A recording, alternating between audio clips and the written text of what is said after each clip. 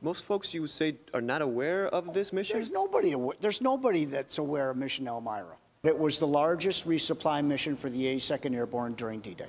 Greg Grund is a chemistry teacher at Corning Community College. He's also a student of World War II history. I went to Normandy the first time during Ronald Reagan's presidency, and I went into a museum, and I was interested in the airborne.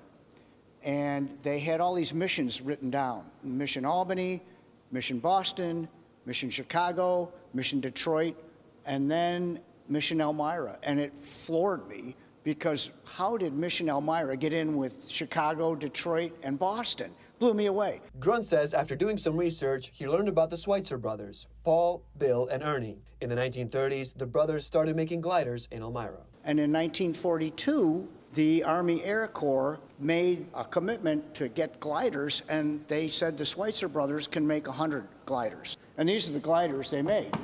And these were sample gliders, and they were to train the pilots to fly the WECO gliders that are downstairs. The WACO cargo gliders were made by other companies. This is an original from 1943. The whole front of this would lift up, and then you could put a Jeep in there or an artillery piece, or it could hold 8 soldiers. Grund says the gliders were fast, silent, and more accurate than parachutes. If you look, they're made of fabric. A pellet gun could go through here. But they were extremely fragile as they flew into enemy fire. They were landing in fields that were still held by the Germans. And the Germans had exceptional anti-aircraft artillery. Right when they were landing, they had to lock arms and lift their legs up because the whole floor would be ripped out.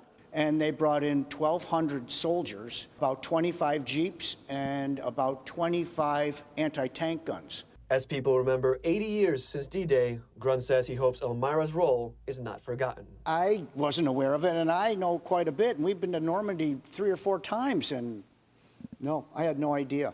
The National Soaring Museum is open 7 days a week from 10 to 5. You can also head over to our website, that's mytwintears.com. At the National Soaring Museum on Harris Hill, I'm Nick Dubina, 18 News.